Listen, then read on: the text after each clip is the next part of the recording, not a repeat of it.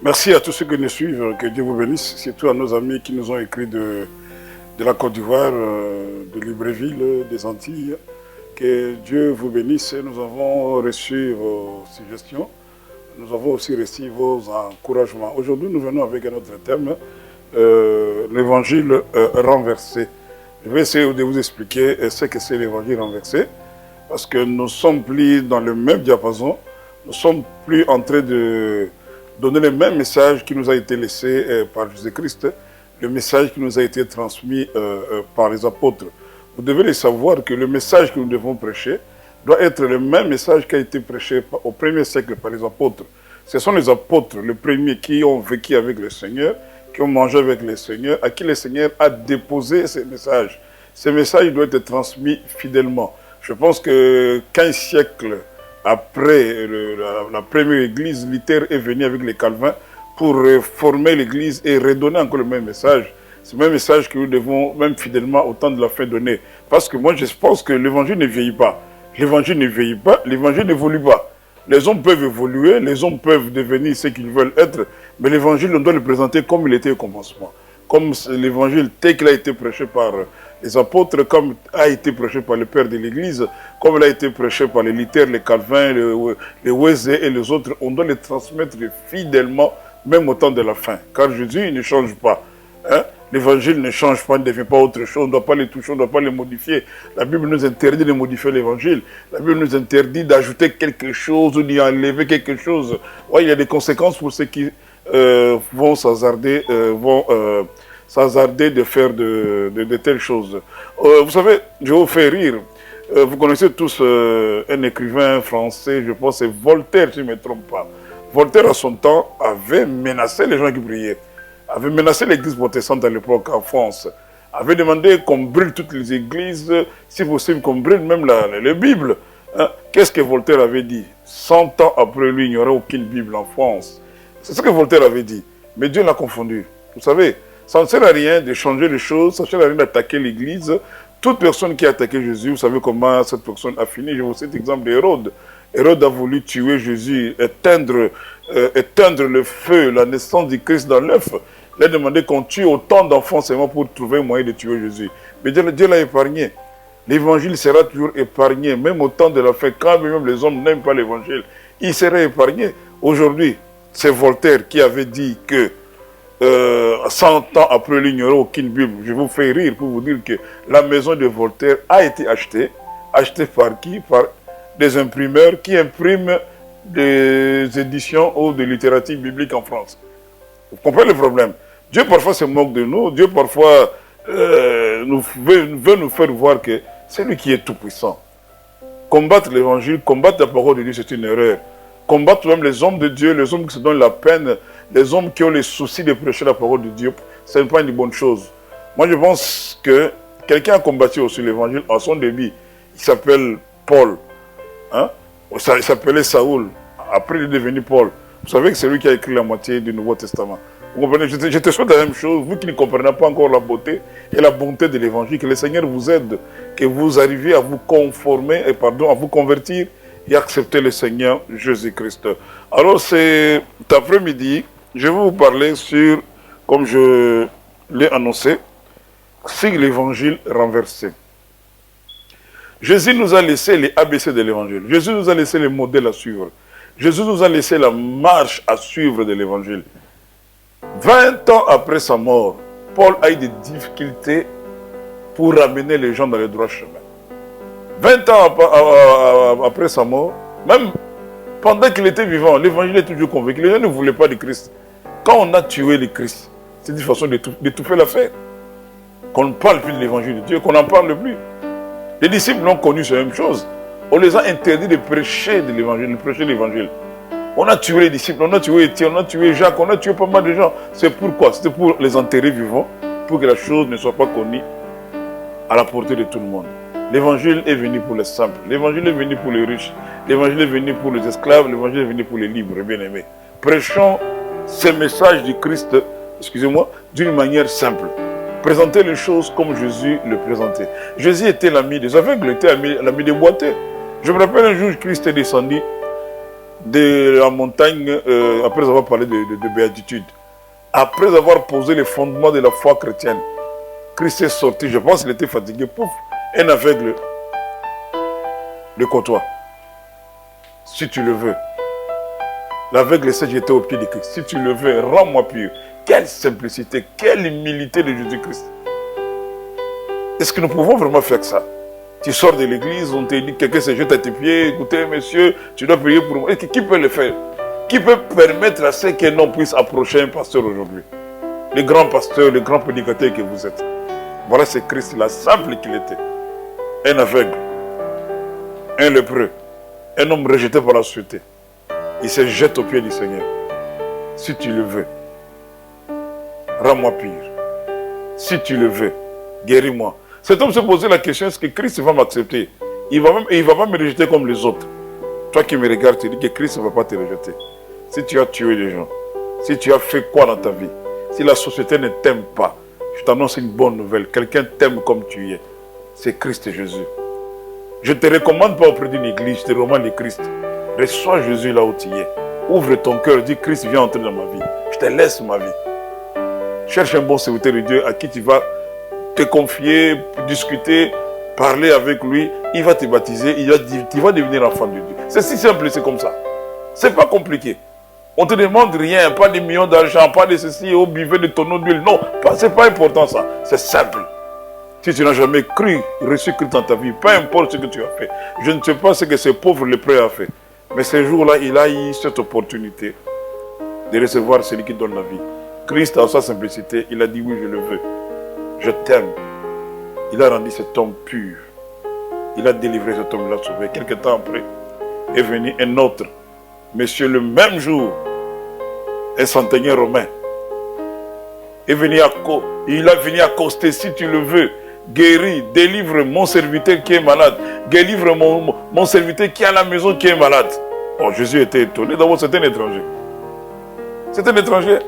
C'est un étranger. Les enfants du royaume étaient là.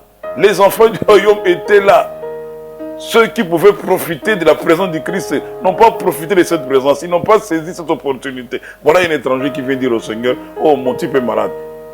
Si tu peux le guérir. Jésus a dit, oh, je n'ai jamais vu une foi comme ça. Quelqu'un qui a quitté si loin pour venir vers moi, un étranger. Qu'est-ce que Jésus a dit? Les enfants du royaume à qui la chose est destinée seront étonnés de voir que dans le royaume, les gens viendront du nord, du sud, de l'est, de l'ouest pour venir manger avec Abraham, avec Jacob, avec Isaac, dans le royaume des cieux. Et les enfants du royaume seront dehors. Vous savez, les chrétiens n'attendent pas le retour de Jésus. Les chrétiens sont là pour régler leurs affaires personnelles. Les chrétiens veulent que Jésus s'occupe de les petits problèmes de la vie, les problèmes continus de la vie, le bien-être et tout qu'on sort là. Mais la chose la plus importante, l'ordre séquentiel que le Christ a donné sur le message du royaume n'est pas accepté par les enfants de Dieu d'aujourd'hui. Prêchez d'abord le royaume des cieux. C'était mon introduction. Je vais vous dire une chose. Paul était confronté à un problème très sérieux. Les gens à qui était destiné le royaume des cieux avaient rejeté la parole de Dieu, avaient rejeté le message que Paul avait donné. Paul était touché, bouleversé dans son fort intérieur. Paul leur a écrit une lettre pour leur dire, je suis étonné de voir que, là nous sommes dans Galates chapitre 1, versets 6 à 7, je suis étonné de voir que vous vous détourniez si facilement de votre salut. Vous vous détourniez facilement de l'évangile de la grâce qui vous a été prêché. Que vous vous détourniez facilement du Seigneur pour accepter les faux serviteurs, les faux messages. Pour accepter un mauvais évangile, pour accepter un autre évangile, pour accepter un autre message. Il n'y a pas un autre message.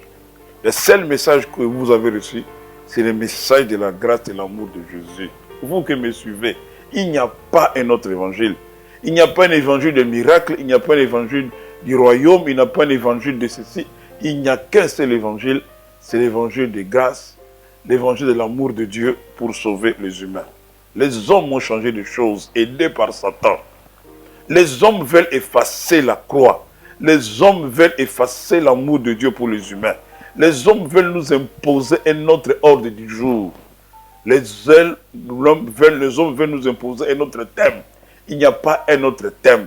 Le thème central de l'évangile, c'est la grâce. C'est le message de la repentance, c'est la conversion, c'est la nouvelle naissance, c'est le retour du Christ que nous entendions tous.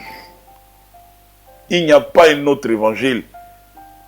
Il n'y a pas un autre évangile. L'évangile des miracles n'est pas un évangile. Cet évangile se trouve dans l'évangile du royaume. C'est un élément dans l'ensemble.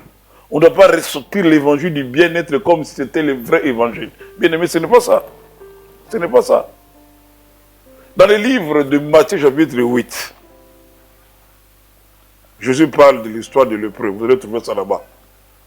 Dans le livre de Matthieu chapitre 6, verset 25 jusqu'à 33, Jésus nous enseigne. Il pose les fondements.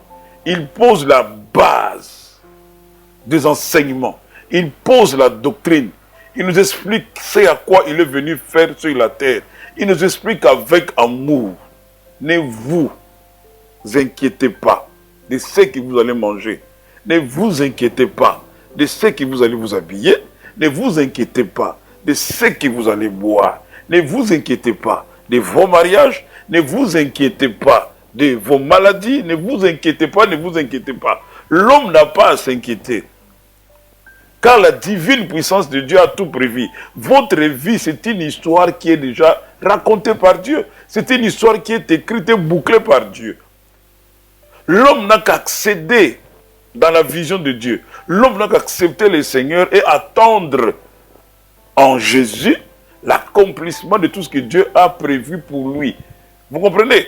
Ta prière ne change rien. Ta prière ne va pas pousser Dieu à agir puisque tu as parlé. Non, le Seigneur a dit, demandez tout ce que vous voulez. Cela signifie que dès que vous demandez, vous ouvrez, vous permettez à Dieu de vous donner les bénédictions qu'il a prévues. Parce que Dieu a dit, j'ai déjà fait, j'ai déjà un projet pour toi. Cela signifie qu'il y a des choses déjà préparées pour toi. Toi, tu n'as qu'à donner ta vie au Seigneur et commencer à prier. Dieu a tout créé. Même la femme que toi, tu vas épouser, Dieu l'a déjà créé, cette femme existe. La maison où toi, tu vas habiter, Dieu ne va pas commencer à construire la maison maintenant parce que toi, tu as prié. Non, cette maison existe. Et quand Dieu nous oblige, nous pousse à prier, il veut seulement nous demander de nous approcher du royaume. De demander à Dieu, nous avons besoin de ta grâce pour notre vie. Dieu a tout créé. Dieu est entré dans son repos. Vous comprenez? Quand il dit Seigneur, donne-moi une voiture, je veux une voiture. La voiture n'est pas fabriquée en ces jours-là. Ta voiture, ta marque, elle est que toi tu as demandé. Dieu savait que tu auras besoin de ça. Puisqu'à la fin, Jésus dit que votre Père sait que vous avez besoin de ces choses. De ces choses. De ces choses. Le Seigneur veut que toi tu comprennes pourquoi Christ est venu. Le Seigneur veut que toi tu restes dans le vrai évangile. Que tu ne passes pas à un faux évangile de prospérité. Ça c'est un faux évangile conçu et sorti des ténèbres. Pour distraire les gens de l'évangile du royaume, de l'évangile du salut. Un autre évangile, c'est l'évangile des humains. Les humains se donnent beaucoup d'importance aujourd'hui. Ils n'ont pas le temps de prier, ils n'ont pas le temps de jeûner, ils n'ont pas le temps de chercher Dieu. Ils se disent que tout a été fait. Non, on ne peut rien faire. Les gens ne travaillent pas avec tout le sérieux pour leur vie chrétienne, pour leur engagement dans les choses de Dieu. Les gens sont désintéressés. Ça, c'est l'évangile renversé. Je répète, l'évangile renversé, c'est commencer par les choses matérielles. Commencer à dire aux gens, accepter le Seigneur, tout va changer dans ta vie. Accepter le Seigneur, tu auras une femme. Accepter le Seigneur, tu ne seras pas malade. Non, moi je ne vous dis pas que quand on accepte le Seigneur, on ne tomberait plus malade. Non, je ne vous dis pas ça. Ça, ce n'est pas l'évangile. Les choses difficiles, les choses que nous ne comprenons pas, font partie de notre élévation, font partie de notre croissance dans la vie. S'il n'y avait pas de difficultés dans la vie, on n'allait pas connaître Dieu. S'il n'y avait pas la main rouge dans la vie des Juifs, des Israélites, on n'allait pas connaître la puissance de Dieu. S'il n'y avait pas le vent contraire dans la mer de Galilée ces jours-là, on n'allait pas connaître que Jésus peut arrêter le vent. Le même Christ qui nous a demandé de le suivre, c'est arrêter toutes choses qui nous arrivent. Il est le Dieu du commencement et de la fin. Il est Dieu du milieu, il contrôle toutes choses. Pourquoi vous voulez vous focaliser sur des choses, sur des biens matériels, comme si le bien matériel, les gens sont devenus riches seulement quand Jésus est venu? Non, avant que Jésus vienne sur la terre, il avait des riches. Avant que Jésus vienne sur la terre, il avait des miracles. Mais avant que Jésus vienne sur la terre, il n'y avait pas l'évangile de grâce. C'est la chose, c'est l'ordre établi, c'est l'ordre séquentiel, c'est la séquence qu'on doit suivre, c'est comme ça qu'on doit présenter la chose. D'abord, c'est le salut, d'abord, c'est le royaume, d'abord, c'est la vie éternelle. Que dit le Christ? Cherchez premièrement la justice et le royaume des cieux. Le reste des choses vous sera donné par-dessus. Donc, on n'est pas contre le reste des choses. D'abord, on cherche d'abord le royaume. Le royaume. Pourquoi nous compliquons la vie des gens? Pourquoi nous transformons l'évangile? Pourquoi nous compliquons l'évangile? Vous autres, chers chrétiens, chers croyants, le salut est individuel. Vous passerez personnellement seul devant les tribunaux de Dieu. Vous devez mettre votre vie en accord avec la parole de Dieu. Vous n'en accusez personne en ces jours-là. Mon peuple périt faute de connaissance. Vous avez rejeté la connaissance? Vous avez rejeté la vie. Quand on a la connaissance sur Christ, on a la connaissance pour la vie. On est sauvé quand on a la connaissance. La connaissance, ce n'est pas aller dans une école de théologie, non, c'est pas ça, bien aimé. C'est encore pire. La connaissance vient quand on reçoit Christ dans la vie. C'est Christ qui nous amène la connaissance, qui nous amène la perfection, qui nous amène le salut. Alléluia. Dieu est bon. Ta vie à toi est plus importante que la nourriture. Ta vie à toi là. Jésus nous a donné un exemple des oiseaux qui ne travaillent, qui ne sèment, qui ne font quoi. Mais Dieu les nourrit. Dieu s'occupe de toi plus que les oiseaux. Plus qu'une fleur, les lys de la vallée. Ce fleur est bien habillé que Salomon même dans tout son règne. Cela signifie que Dieu se préoccupe plus de votre vie. Ta vie est plus importante. Ton salut est plus important. Dieu veut que tu t'approches de la croix de son Fils. Ne passez pas à un autre évangile. Ne passez pas à un autre évangile. Ne passez pas à un autre évangile.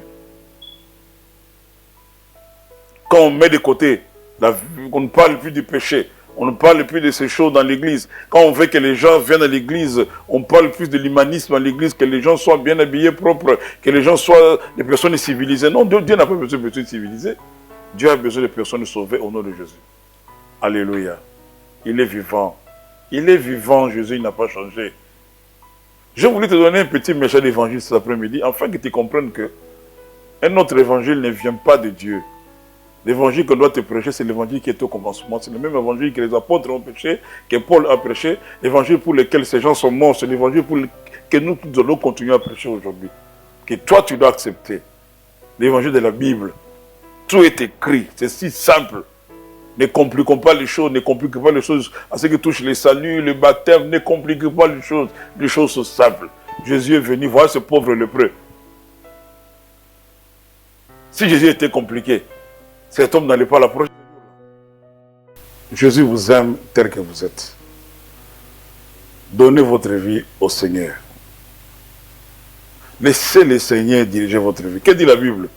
Je me tiens devant la porte. Si quelqu'un m'attend et m'ouvre, j'entrerai chez lui, je souperai avec lui, je dînerai avec lui.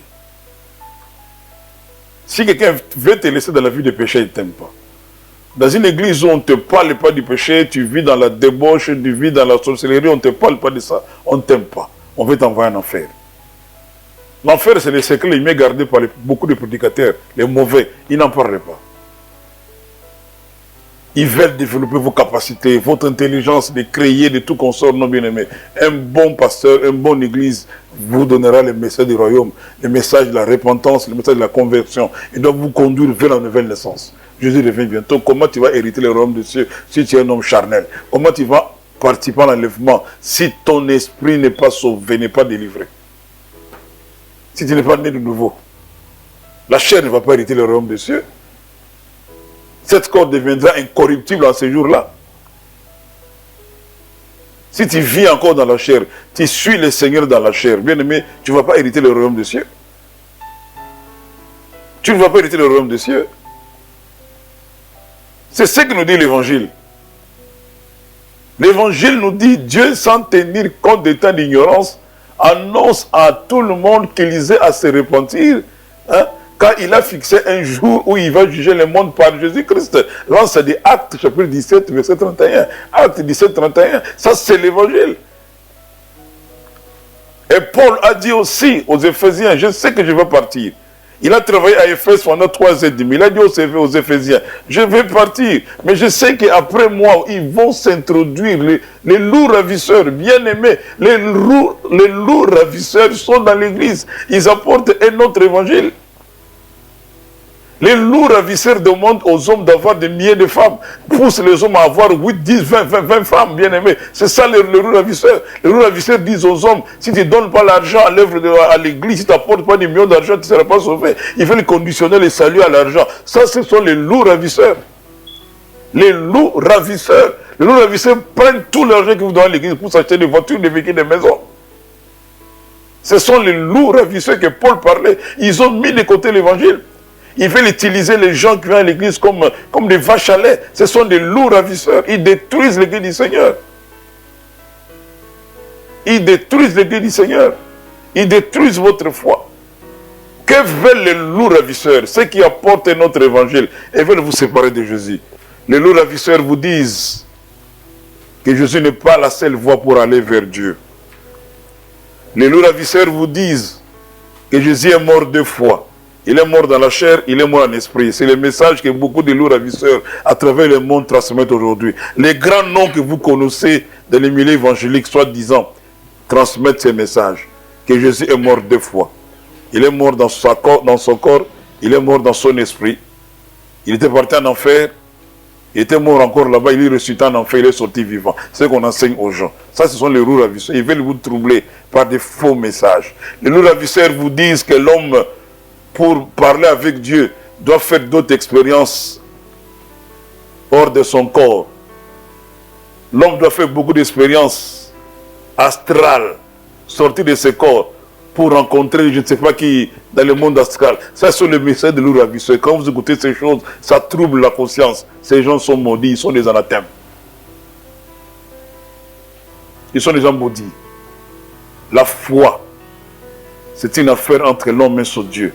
Le salut, c'est entre toi et Dieu. Tu dois chercher à mener une vie vraie d'enfant de Dieu.